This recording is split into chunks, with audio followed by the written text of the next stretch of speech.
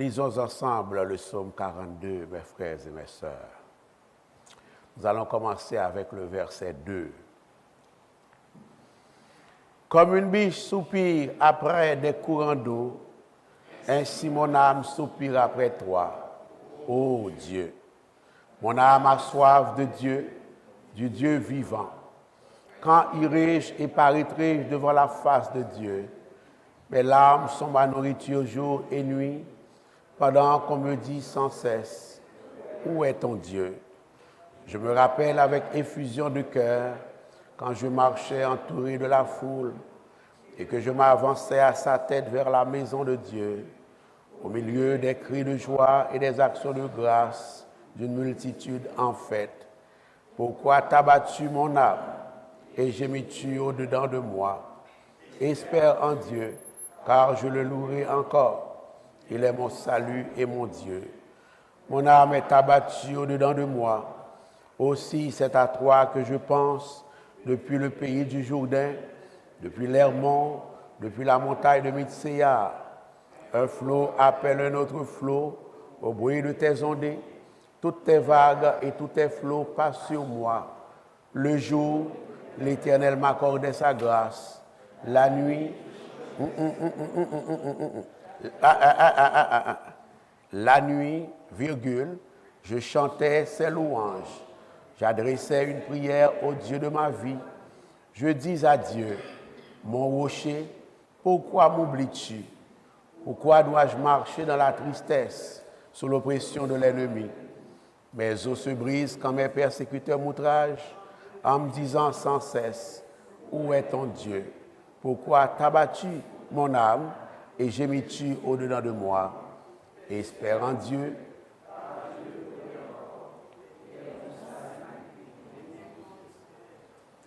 Dès le Seigneur bénir sa parole. Veuillez vous rasseoir, peuple du Seigneur.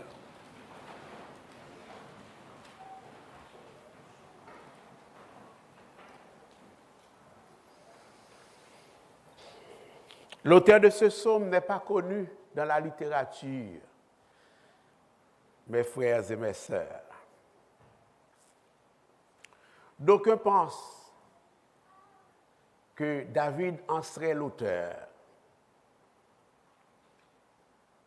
C'est possible, mais il n'y a pas d'indice sûr à l'effet que David soit l'auteur de ce poème, de ce cantique, ou bien de ce psaume, frères et sœurs. D'aucuns pensent que ce psaume a été écrit par les fils de Corée, étant donné que la superscription, la suscription, parle des cantiques des fils de Corée. C'est encore possible.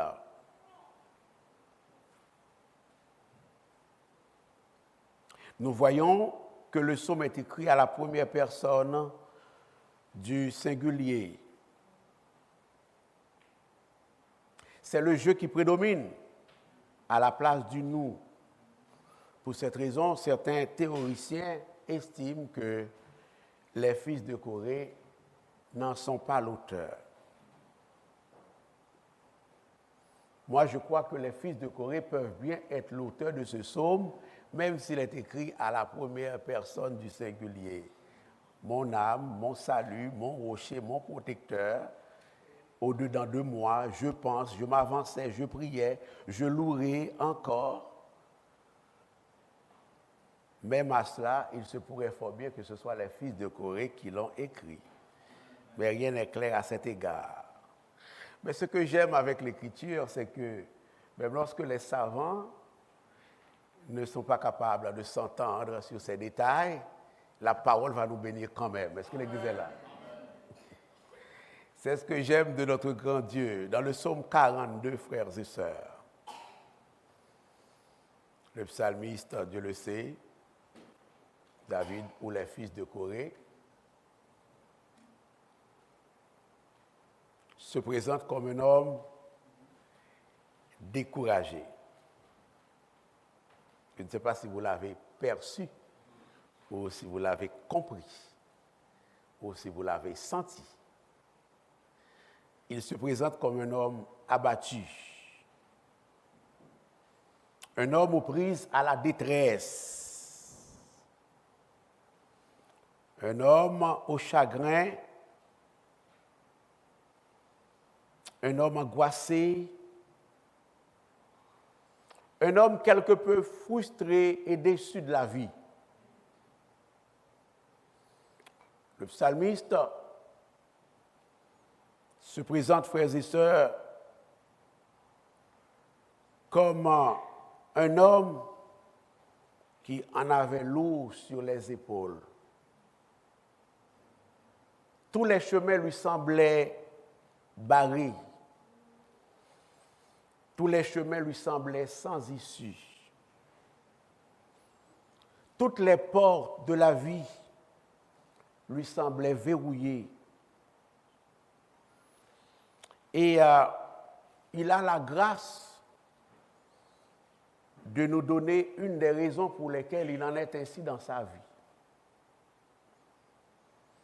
Il a la grâce, il a la générosité de nous indiquer une des raisons pour lesquelles il éprouve de tels sentiments.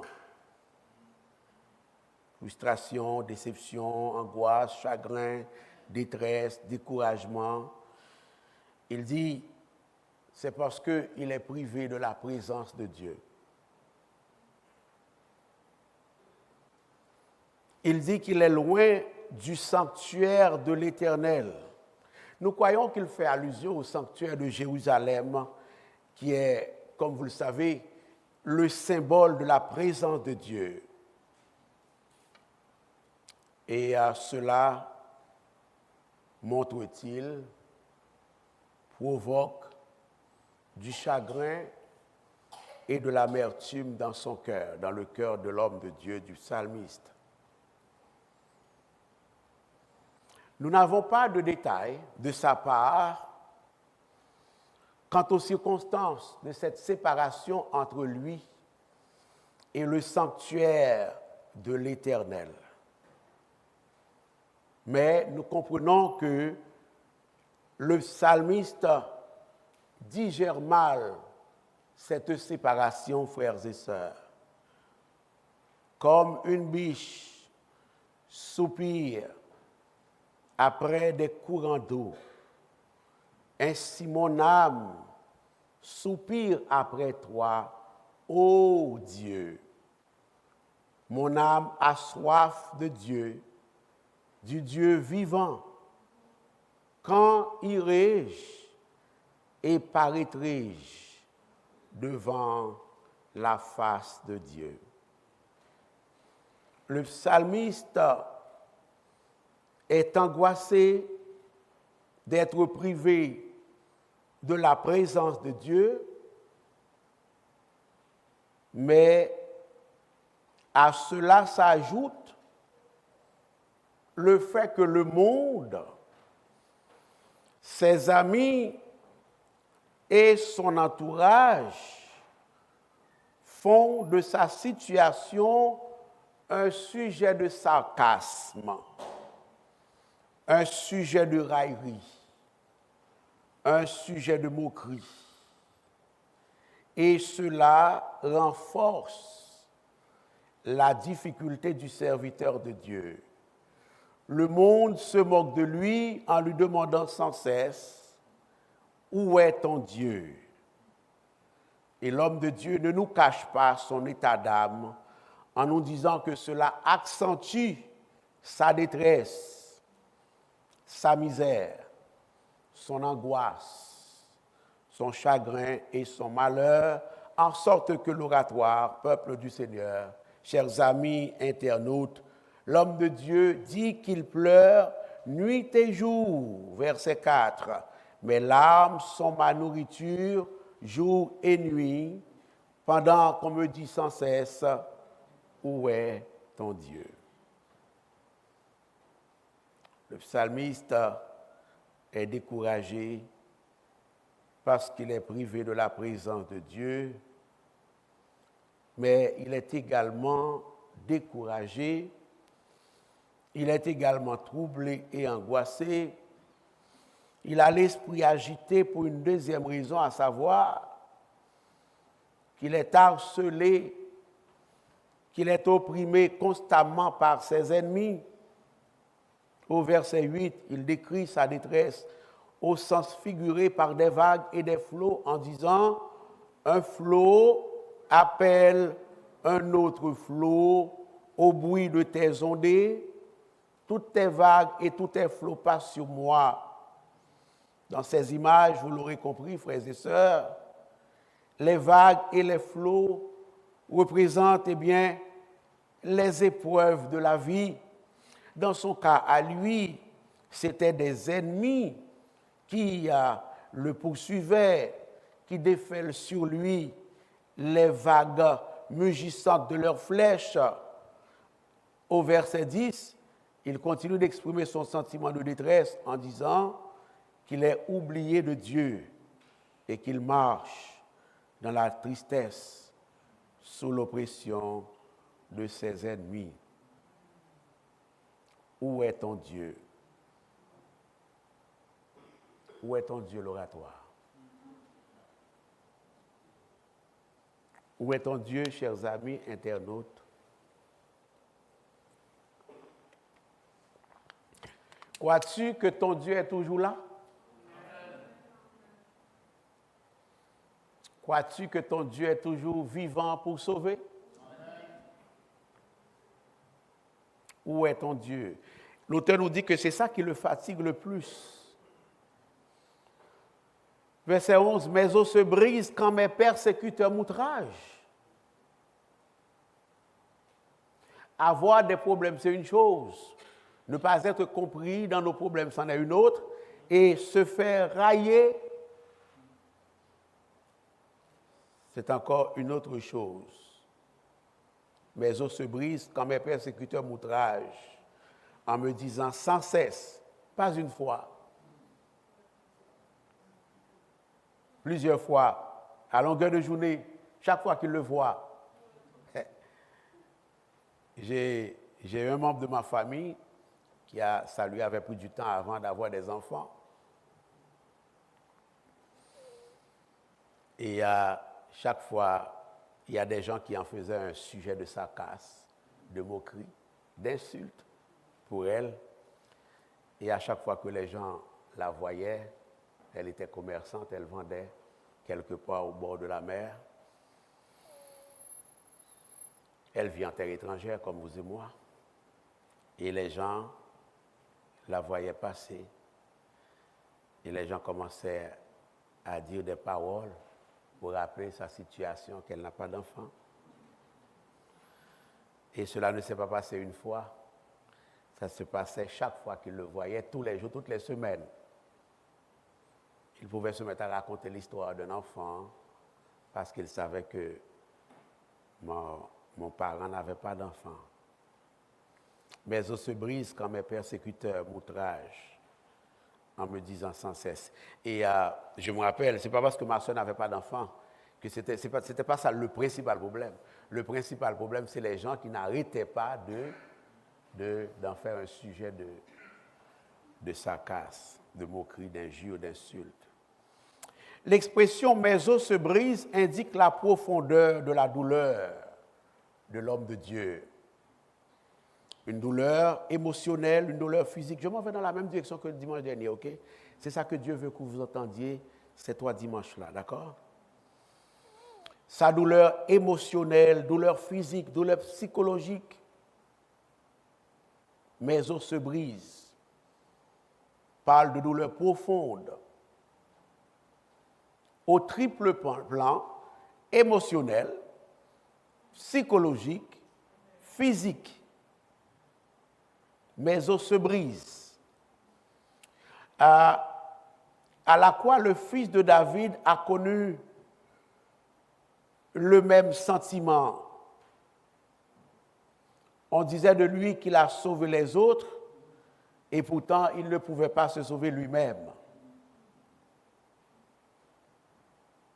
Mes os se brisent. Une des leçons à retenir de ce passage, frères et sœurs, je l'ai dit quand je prêchais sur Habakkuk, dimanche dernier, je l'aurais dit aujourd'hui. Il y a beaucoup de textes comme ça dans la parole. Une des leçons à retenir, c'est que Dieu ne condamne pas les sentiments de ses enfants.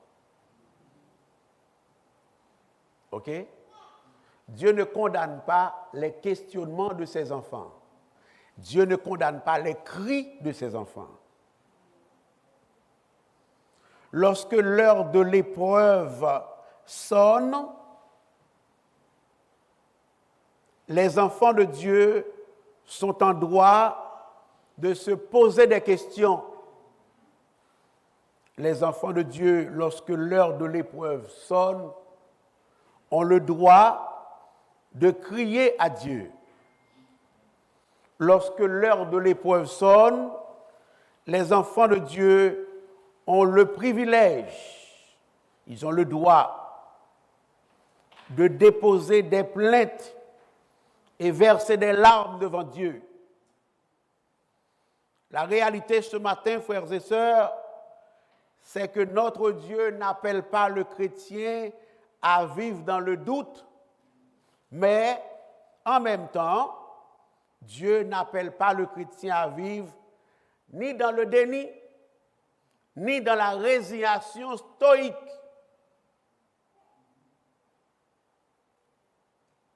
Nous pouvons exprimer à Dieu ce que nous ressentons. Nous ne sommes pas des stoïciens, nous sommes des chrétiens. Eli, Eli, lama sabachthani. Vous vous rappelez ce cri? Le psalmiste ne doute pas, remarquez bien, de la capacité de son Dieu à prendre soin de lui. Loin s'en faut. Le psalmiste vit plutôt ce qu'on appelle en théologie une tension spirituelle. Ah, si vous n'êtes pas encore passé par des tensions spirituelles, mais demandez à Dieu de vous faire la grâce de passer par là.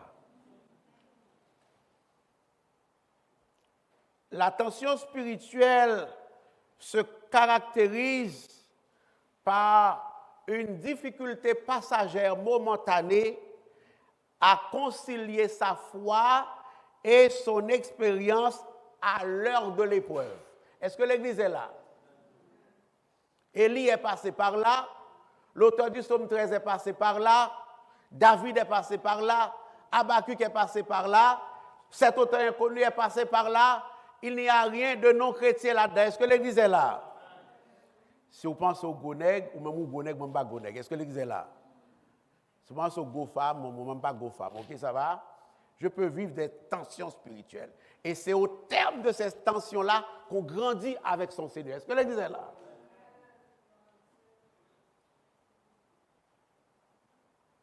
Pierre n'avait pas compris qu'il pourrait passer par des tensions spirituelles. Et il l'a appris à ses dépens. Et n'eût été la grâce de Dieu, Pierre n'aurait pas été le chef du collège, du sacré collège des apôtres. Pierre ne comprenait pas qu'il pouvait passer par une tension spirituelle. Il s'agit simplement, autant des tensions spirituelles, de dire à Dieu, en toute humilité et surtout en toute honnêteté, comment nous nous sentons. Ce que nous vivons, nous sommes des gens bénis, nous servons un Dieu relationnel. Est-ce que l'Église est là? Le Dieu que nous servons, c'est un Dieu de relation, c'est un Dieu d'affection. On est là? Alors nous pouvons lui partager nos sentiments en toute confiance, en toute humilité et en toute honnêteté. Le psalmiste confesse à Dieu son désarroi. Il dit, Seigneur, je suis en plein désarroi. Je paraphrase, ok? Reviens vers moi pour me délivrer. Dans ton amour, sauve-moi. C'est ça une foi solide. Nous ne comprenons pas ce qui se passe. Nous ne sommes pas contents avec ce qui se passe. Nous voulons être délivrés de ce qui se passe. Nous nous expliquons mal ce qui se passe. Mais alors nous restons accrochés à notre Dieu. Ça va l'Église? Voilà une foi solide. Une foi solide, c'est une foi qui ne cache pas son désarroi.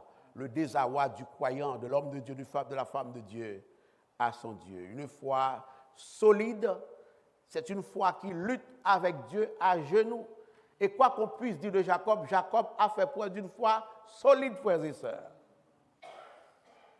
C'est une foi qui lutte avec Dieu à genoux, à travers des supplications, à travers des larmes et au travers des circonstances. Ce n'est pas pareil. À travers et au travers. Refermons la parenthèse.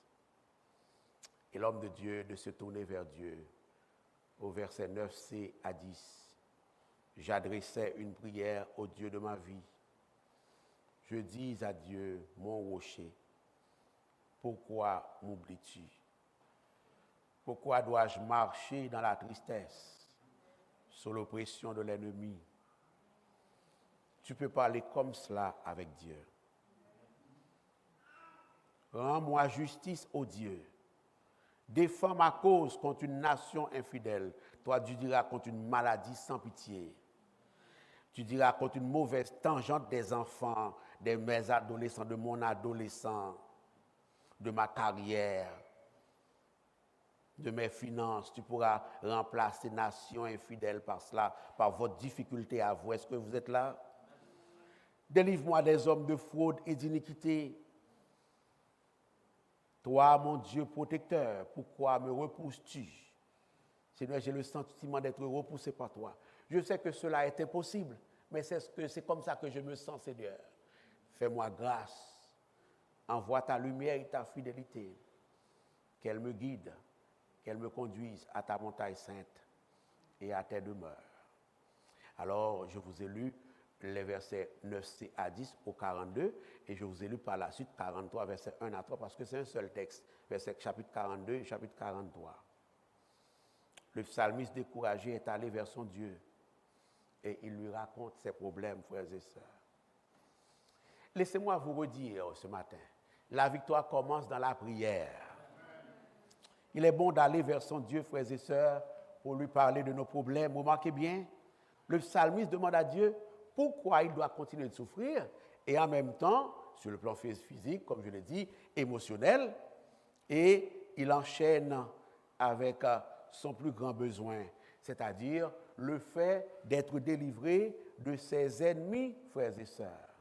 Gloire à notre Dieu.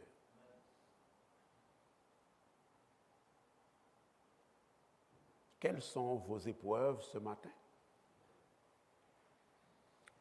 Quels sont vos ennuis ce matin? Quelles sont vos difficultés ce matin?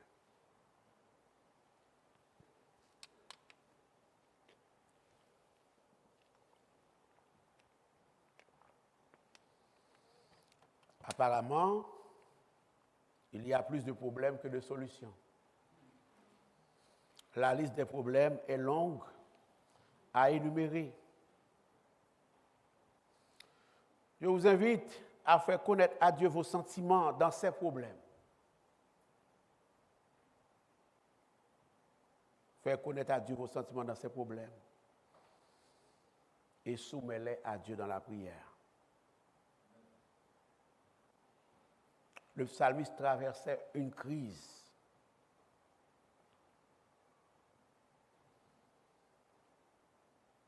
Il avait l'espoir d'être délivré. Lorsque nous déposons à Dieu nos fardeaux dans la prière, nos crises, nos sentiments, la situation peut ne pas changer tout de suite. Je l'ai démontré avec Habakkuk, je l'ai démontré dimanche dernier. La situation peut ne pas changer tout de suite, mais la situation ne peut pas nous détruire. La situation ne peut pas détruire notre âme. La situation ne peut pas détruire notre consécration. Pourquoi? Parce que dans la prière, dans la présence de Dieu, dans la face de Dieu, nous faisons de la bonne provision de force, d'encouragement, de direction et de révélation pour avancer dans le problème. Est-ce qu'on est là, frères et sœurs? Paul a compris cela quand il dit ne vous inquiétez de rien, mais en toute chose, faites connaître vos besoins à Dieu par des prières et des supplications avec des actions de grâce. Et verset 7, Philippiens chapitre 4, 6, et chapitre 4, et la paix de Dieu, celle-là qui surpasse toute intelligence, gardera vos cœurs et vos pensées en Jésus-Christ. C'est ce que ça veut dire. Que faut-il faire quand l'adversaire se dresse soudain devant tes pas, devant vos pas? Lançant ses flèches, vide son carquois, ouvrant des brèches dans la famille, dans la petite, dans madame, dans mari. Brèche, m'entraînant où je ne voudrais pas, le cas échéant. Ben c'est ça. Dis tout à Jésus. Dis tout à Jésus, tu ne peux porter. C'est exactement ce que le psalmiste a fait, vous l'aurez remarqué.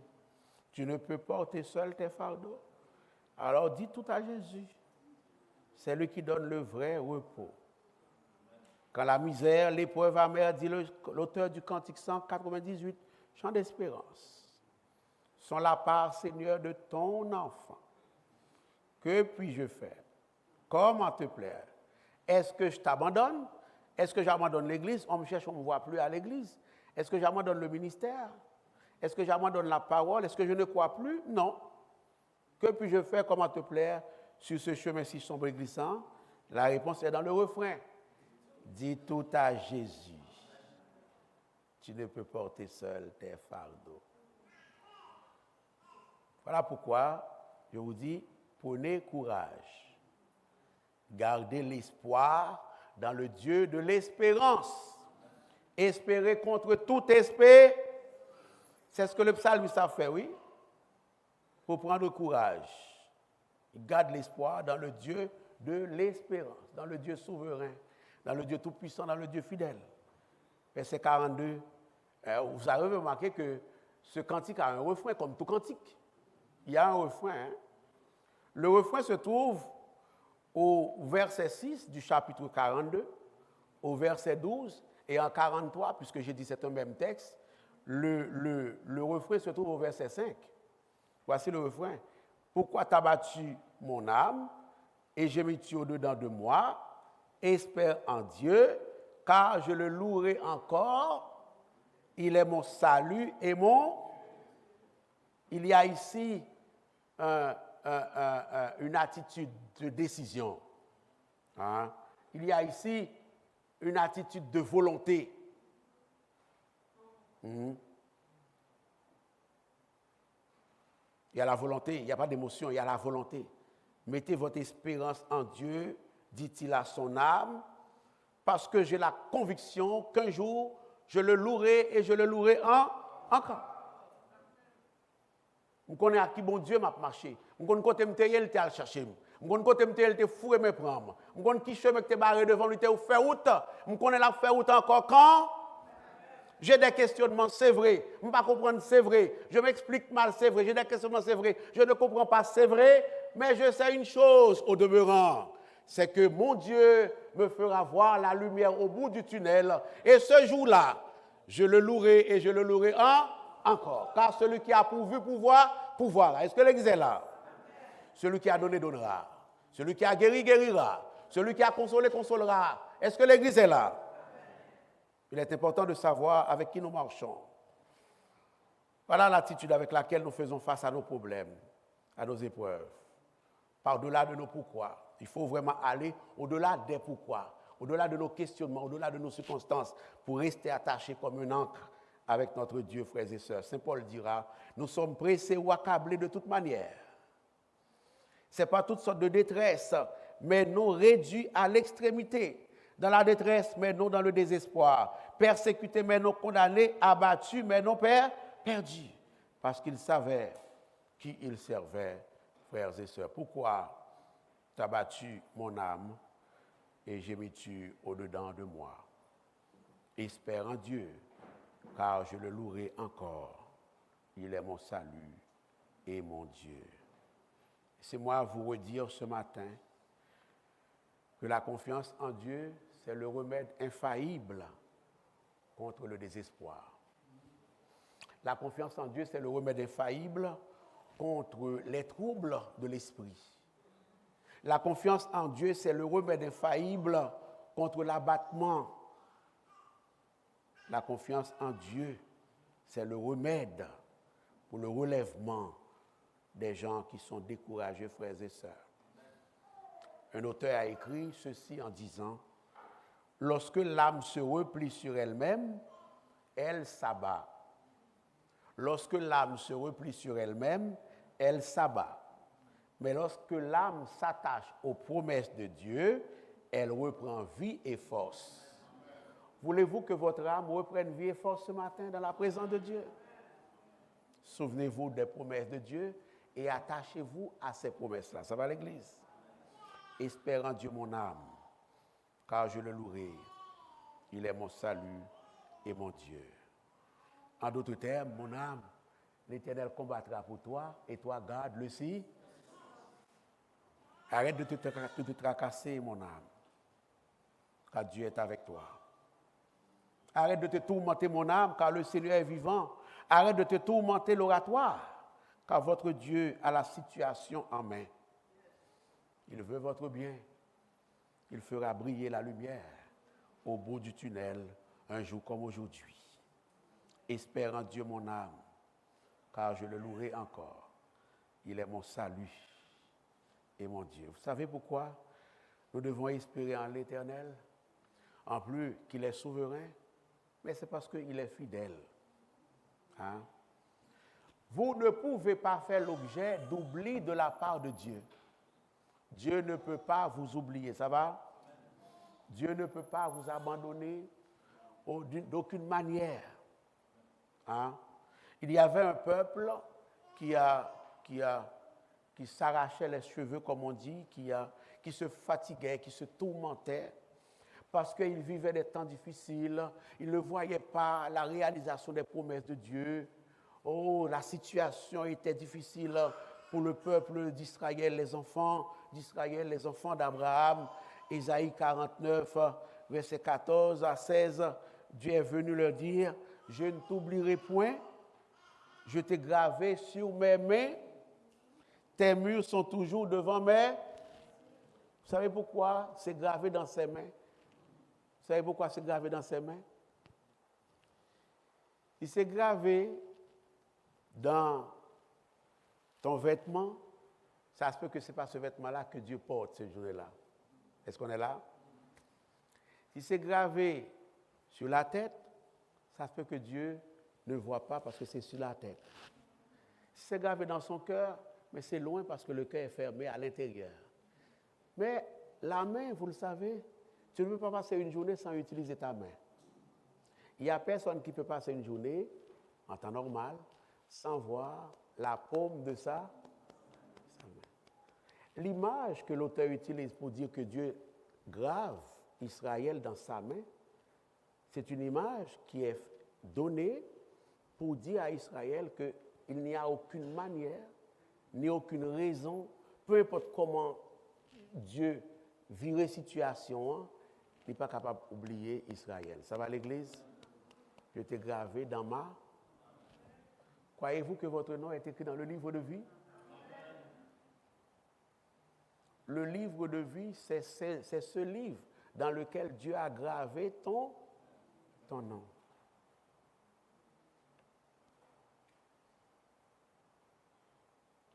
Mais dans toutes ces choses, dit saint Paul, nous sommes plus que vainqueurs par celui qui nous a aimés.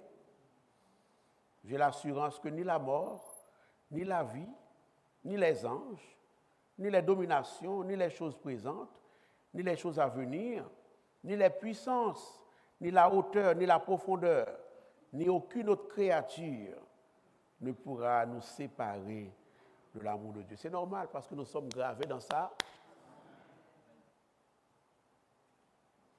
Il est vrai qu'il n'y a pas toujours de réponse à toutes les questions que nous nous poserons. Nous l'avons vu, nous le verrons encore, Dieu voulant.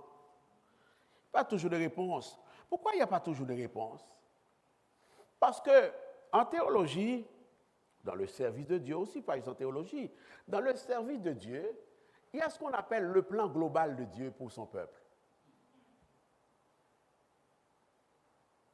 Hein? Vous connaissez ça? Il y a ce qu'on appelle le plan global de Dieu. Il y a le plan général de Dieu. Le plan de salut, c'est une chose, mais il y a un autre plan global. Le plan global, c'est quoi? On a tourné sous lui.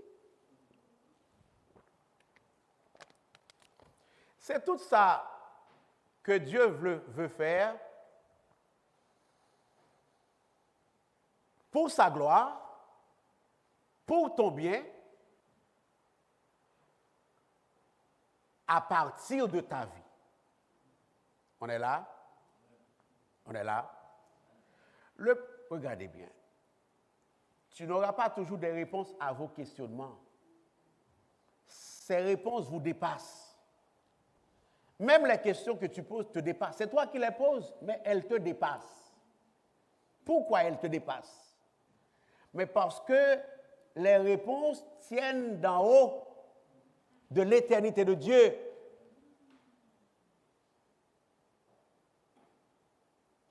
Ce que toi et moi nous devons faire, c'est de croire, c'est de rester attachés et de regarder à Dieu seulement. Ce que toi et moi nous avons fait, c'est de regarder Dieu aller. Pourquoi, pasteur? Mais à cause de la réalité biblique et théologique du plan global de Dieu. Je te donne un aperçu du plan global de Dieu, rapidement, avant que je ferme. Et c'est important. Quand Joseph était dans la citerne, Dieu avait un plan global. Tu te rappelles? C'est de ça que je parle. C'est de ça que je parle. Je ne parle pas de choses qui sont trop élevées, non? Quand Joseph était dans la citerne, non, bon Dieu était un plan global que papa Joseph pas te connaît, maman pas te connaît, frère pas te connaît, Joseph pas te connaît. Et Joseph va révéler le plan global à la fin du chapitre de l'histoire. Vous vous rappelez? Nous y reviendrons.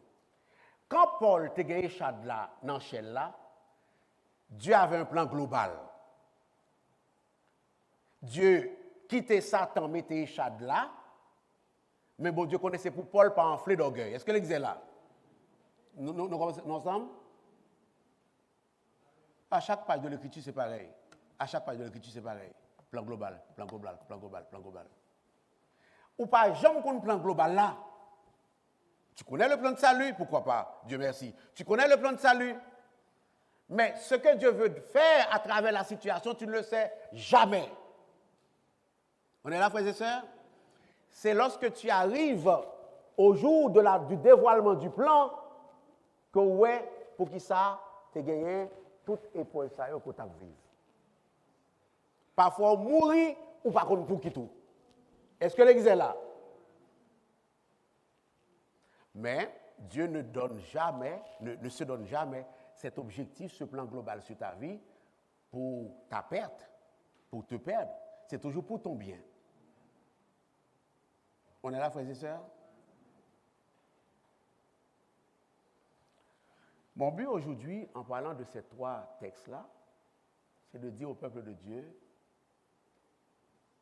les problèmes sont arrivés, mais il y en aura peut-être d'autres. Les difficultés sont arrivées, il y en aura peut-être d'autres. Les épreuves sont arrivées, il y en aura peut-être d'autres. Et parfois, je termine, je récapitule. Et quand elles arrivent comme ça, problème ou épreuve, quand elles arrivent comme ça, il se peut que tu te demandes, mais comment ça? Je m'explique mal, Seigneur. Pourquoi? On est en train de te dire que c'est légitime quand ce n'est pas un mode de vie. Mais après, il faut retourner à la source. Il faut retourner à Dieu. Pour dire, Seigneur, c'est difficile, c'est vrai. Je ne comprends pas, c'est vrai. Mais je sais que tu es fidèle. C'est ça qu'enseignement aujourd'hui. Ce n'est pas l'abandon. Ce n'est pas le mécontentement. Ce n'est pas la jalousie. Ce n'est pas la haine. Ce n'est pas ci, ce n'est pas ça. C'est rester collé sur Dieu, nonobstant les temps difficiles. Et dis à ton Dieu, je reconnais l'existence du plan global. Je ne sais pas c'est quoi le plan global que tu as sur ma vie. Mais je sais aussi que tu as un plan global sur ma vie. Et je veux avancer avec toi. Viens à mon secours. S'il y a quelqu'un qui nous écoute, qui n'a pas encore d'intimité, de relation personnelle avec le Dieu personnel, le Dieu relationnel, nous vous invitons à engager cette relation-là, à faire le pas de la foi pour parvenir à une telle relation. La vie est déjà difficile en elle-même. La vie en soi est difficile. Peu importe le bout par lequel vous la prenez, la vie est difficile. De vivre cette vie-là sans Dieu, mais ça l'est d'autant plus difficile. Et Dieu ne demande rien, sinon ton cœur, sinon ta décision, ta résolution, pour être en intimité, en relation avec vous, et vous donner la sagesse, l'intelligence, la capacité, la force pour traverser les moments difficiles. Je peux vous garantir que n'eût été la grâce de Dieu, n'eût été la présence de Dieu dans ma vie, je ne sais pas qui serais-je en ce moment, où serais-je, ni que ferais-je. Les montagnes de difficultés sont là, mais Dieu est là. Et Dieu est plus haut que les montagnes de difficultés. Soyez bénis, peuple du Seigneur.